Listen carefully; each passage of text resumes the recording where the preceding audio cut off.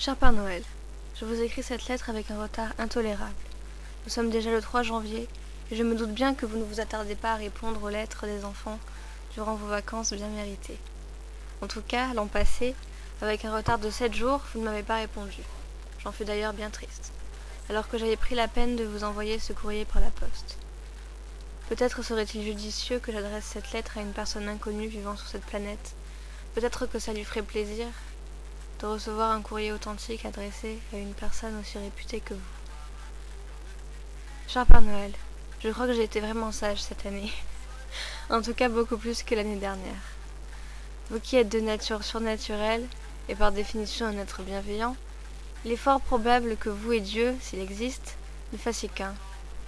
Alors encore une fois cette année, je m'adresserai à vous comme si vous étiez aussi Dieu.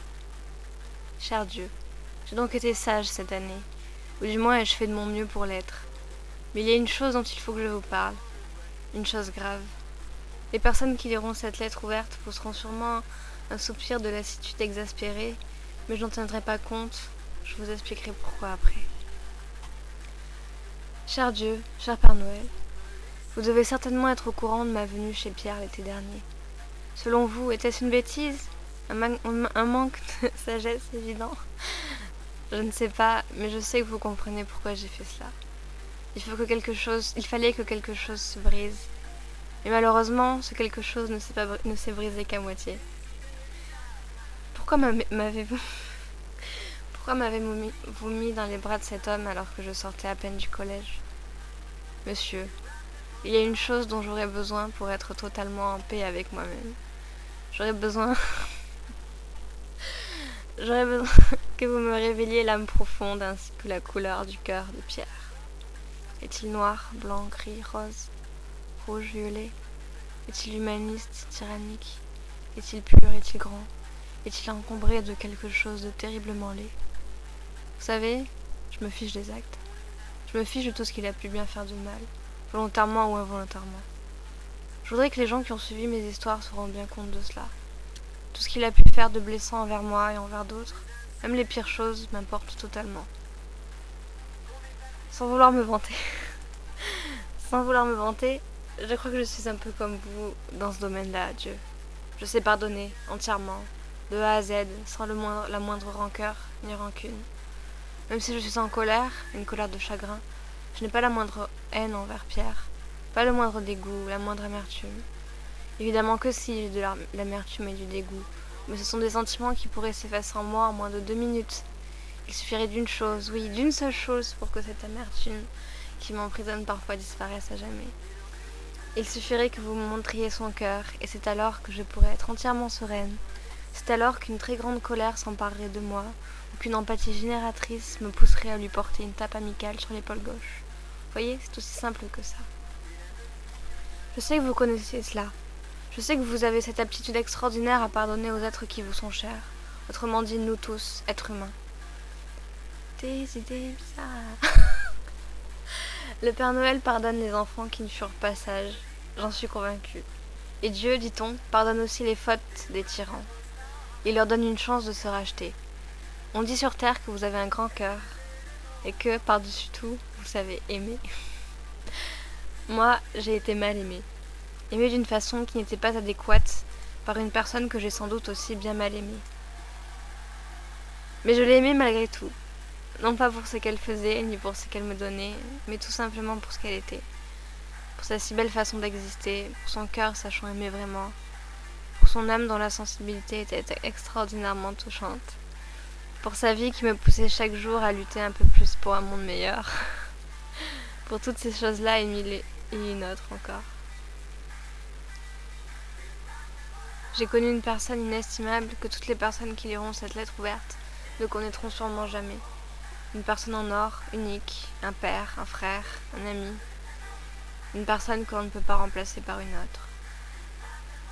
Qui pourrait comprendre cet émoi, en être ému, me pardonner alors de faire couler tant d'encre pour un simple et unique homme ? Qui, sinon vous ? Les choses ont fait qu'aujourd'hui de nombreux actes me dévoilent une personne au final peu bienveillante, et peut-être pire encore, une personne qui ne m'aimait pas. Et quand je parle d'une personne qui ne m'aimait pas, je ne parle évidemment pas d'un lien amoureux. Non, c'est quelque chose de plus, comment dire, noble, humble, durable, profond. Ah, mille dieux, à qui pourrais-je parler de l'amour si ce n'est à vous? Je ne trouve pas les mots pour décrire ce sentiment de tendresse, d'amitié et de bienveillance absolue. Lecteur, vous avez sûrement un papa ou une maman, un fils ou une fille, un cousin ou une cousine, un frère ou une sœur, un ami ou une amie pour qui vous éprouvez un amour inconditionnel, désintéressé, honnête et éternel. Eh bien, j'ai le culot de dire que c'est ce genre de sentiment que j'éprouve envers Pierre. J'aime comme la maman qui tous les jours va voir son fils en prison, même après avoir commis les pires crimes. J'aime comme la sœur qui ouvre les bras à son frère, même après une trahison intolérable. J'aime comme l'ami qui, même après un silence de 30 ans, vient aider son ami qui a besoin d'aide. J'aime comme le Dieu des chrétiens qui ne regarde que le cœur des êtres humains pour en juger de leur valeur. Et aucun acte, aucune parole de quiconque, aucun jugement ne peut m'empêcher cela. C'est un fait, ça ne s'explique pas, ça se vit, ça se ressent. Cher Dieu, je crois que vous comprenez cela. Je voudrais que les gens comprennent que le lien qui me lie à Pierre ne peut pas se briser. Ô Dieu, croyez-vous que ceci soit le terrible résultat d'une sublimation, d'une autosuggestion, et qu'il n'en est rien en réalité? Je n'ose le croire. Oui, je suis une fille en colère. Excusez-moi. En colère, indignée, et je le crie haut et fort au monde entier. Mais malgré ça réside cette impitoyable tendresse, omniprésente, latente, vivante. Et je ne peux pas croire que Pierre est un être corrompu. Non, je ne peux pas le croire. Il a été trop bon pour ça. Je sais que nous ne sommes pas des êtres monolithiques. Très loin de là. Je sais que l'homme est par essence un être plein d'erreurs et de disharmonie. Qu'il peut être vil, abject, ignominieux, tout en étant capable d'altruisme, de philanthropie et de bravoure. Mais ce n'est pas d'actes ni de paroles dont je vous parle ici. Ce n'est pas de l'homme brillant en société dont je vous parle, mais bel et bien de son cœur, de son âme, de ce qu'il peut y avoir de plus précieux au fond de lui. Ce qui n'est influencé par nulle chose, ni société, ni système, ni homme, ni femme. Et j'ai la profonde conviction qu'il existe quelque chose d'innommable au fond de nous, qui ponctue entièrement notre véritable façon de raisonner, d'agir, de nous comporter, de parler, de vivre. Un état d'esprit, un cœur, une âme, qui contrairement à notre caractère incompréhensible, maintient un fil cohérent, similaire, immobile. Il y a des gens qui sont vrais, il y a des gens qui sont faux, indéniablement. Il y a des personnes bonnes et des personnes néfastes. C'est quelque chose de manichéen, mais je crois que c'est vrai quand il s'agit de l'intériorité profonde de chacun de nous tous. Je crois qu'il existe très peu de personnes qui possèdent un mauvais fond, véritable, qui découle de leur nature même et non pas de la culture dans laquelle elles furent élevées. Il existe, à mon avis, des personnes foncièrement mauvaises, conscientes de leur vicissitude, et parallèlement à ça, des personnes tout simplement malades, qui agissent de façon incohérente, sans s'en rendre compte le moins du monde. C'est une chose bien manichéenne, je sais, mais je résume mon histoire avec Pierre à une seule et unique phrase, la plus importante, la plus lourde, la plus déroutante. M'aime-t-il pour ce que je suis ? Et son cœur, et son âme, et son esprit, à mes yeux, pourraient se définir à la seule et unique réponse à cette question. Car tout découle de là, absolument tout. S'il ne m'aime pas, s'il ne m'aime plus, s'il ne m'a jamais aimé, j'ose dire que c'est une personne manipulatrice, perverse, infecte. C'est une chose qui dépasserait l'entendement humain si des personnes pouvaient lire l'entièreté de notre correspondance. Ce serait intolérable. S'il croit m'aimer mais ne m'aime pas, alors il est malade. c'est une pathologie. C'est assez grave, je crois. Certains appellent ça la perversion narcissique. Et s'il m'aime vraiment, s'il m'aime encore, s'il m'a vraiment aimé, pour moi, pour tout ce que je suis, eh bien je n'aurais plus rien à dire, sinon sourire avec une larme à l'œil. Je le prendrais dans mes bras, je lui donnerais une tape amicale sur l'épaule gauche, en le réconfortant. C'est pas grave, mon vieux, c'est pas grave. Ce n'est que la vie qui passe. Il faut s'en méfier parfois, tu sais. Savoir se repentir et pardonner pour mieux aimer ceux qui nous aiment, même dans le silence, lui dirais-je. Alors mon cœur serait aussi léger qu'une plume, et je me dirais qu'il était bien triste, en fin de compte, mon pauvre vieux. Tout faire avec amour, humour, et si possible, glamour, m'a dit un jour un vieux sage qui adorait l'Inde, dandy et écolo. Je trouve cette phrase tellement belle et tellement appropriée. Ce qui compte, en vérité, ce n'est pas ce qu'on fait, mais comment on le fait. Je peux vous jurer que si Pierre avait coupé les ponts dans d'autres conditions que celles qui furent, mes réactions auraient été très différentes. Il y a une façon de faire et de dire les choses qui dénotent de grandes vérités quant à l'honnêteté de notre cœur et notre état d'esprit tout entier. Et c'est ça qui compte, ce qui trotte dans notre tête, ce qui se chante dans notre esprit, si l'on agit avec amour en prenant en compte l'autre, ou si on extermine complètement la part d'humanité qui existe en nous et chez l'autre. Si je suis en colère au jour d'aujourd'hui, ce n'est pas à cause de ce que Pierre a pu faire de désobligeant d'un point de vue moral. Non, du tout.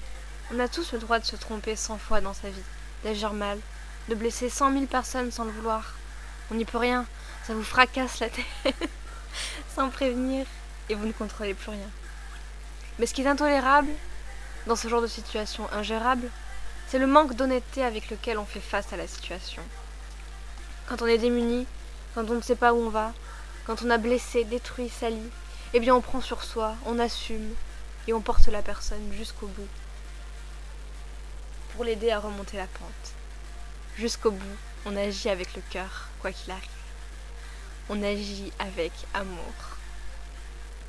Vous connaissez cette situation. Quelqu'un renverse sa bière sur vos nouveaux vêtements, sans le faire exprès. Vous avez envie d'assassiner la personne, mais grâce au mot magique « Oh pardon !» que la personne en question prononce pour s'excuser, votre humeur s'éteint aussitôt. Alors que si elle ne s'était pas excusée, vous auriez pensé que cette personne était un goujat sans éducation.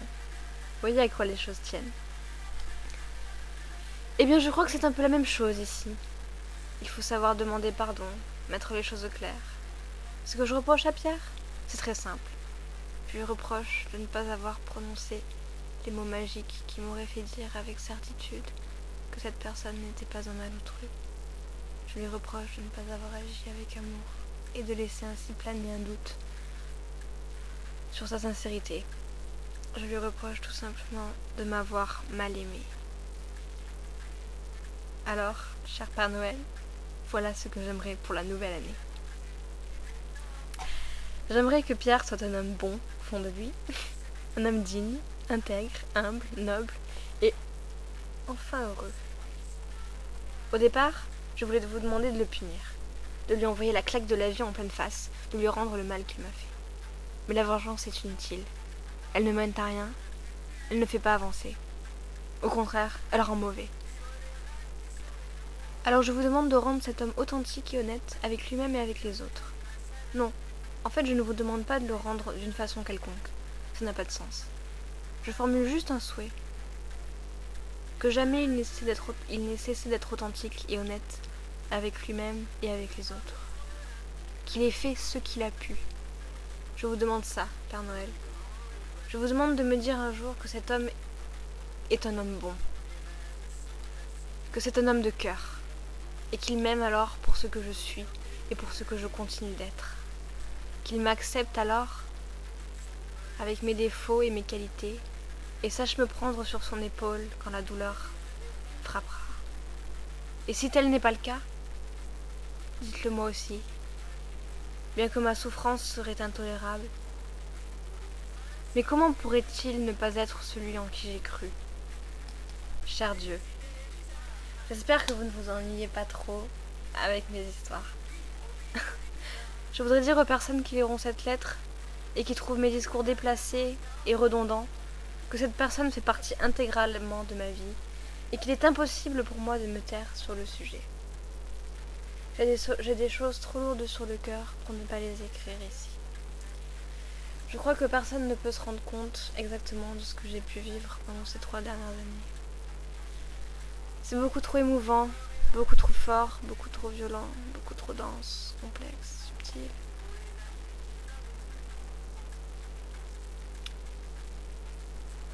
C'est une histoire. J'ai vécu quelque chose que personne ne pourra jamais cerner, vraiment. Qui m'a été insupportable pendant longtemps, mais qui aujourd'hui est porteur de sens dans ma vie. C'est une histoire qui me colle à la peau, qui fait partie de moi, de ce que je suis. Mais je peux vous assurer que j'en ressors plus forte. Prince de nuit. Excusez-moi, mais c'est très long. Et oui, c'est très très long. Et là, ça doit faire plus de plus de 12 minutes que je monologue, que je soliloque, plus exactement. Alors, je sais pas si je continue ou pas. On va abréger, hein. Ça ira mieux. Mais c'est incroyable comme c'est long en fait quand on lit comme ça. Attendez, est-ce que je suis bien seule? Oui. On va raccourcir, hein. Alors, reprenons. J'espère que la musique de fond vous dérange pas, c'est pour se mettre dans le truc. C'est plutôt moi qui le dérange en fait, mais pas sûr. Moi, je prends le parti de tendre. Excusez-moi. Je prends le parti de tendre vers la vie, vers l'espérance et l'optimisme. Et je pardonne. Par-dessus tout, je pardonne quand j'aime. Et c'est uniquement grâce à ça, grâce à ce simple et unique état d'esprit, que je peux croire que Pierre est un homme bon. Mais tendre vers l'optimisme et l'amour et la vie, ce n'est pas se laisser écraser par les plus forts comme pourraient le penser certains. Non, au contraire, c'est entrer en résistance contre la maladie, contre le mal, contre ceux qui blessent, contre ceux qui tuent. C'est savoir être en colère et l'afficher au monde entier. C'est savoir être indigné par ce qui est inacceptable et vouloir se battre contre ça.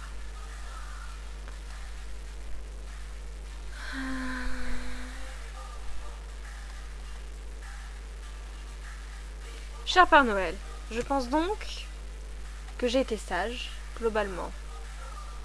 Ce fut une belle et douce année, vous savez. J'en suis heureuse. J'ai un rêve en ce moment. Aller en Afrique. Après l'American Dream de cet été, dont j'ai été enchantée à un point que vous ne pouvez difficilement imaginer, j'aimerais bien me concentrer sur l'African Dream. J'irai peut-être cet été. Ce serait un parcours entre le Botswana, l'Afrique du Sud, la Zambie et le Zimbabwe. Vous voulez que je vous dise? J'ai même envie de me lancer dans l'humanitaire, en Afrique, sur le terrain. Au revoir.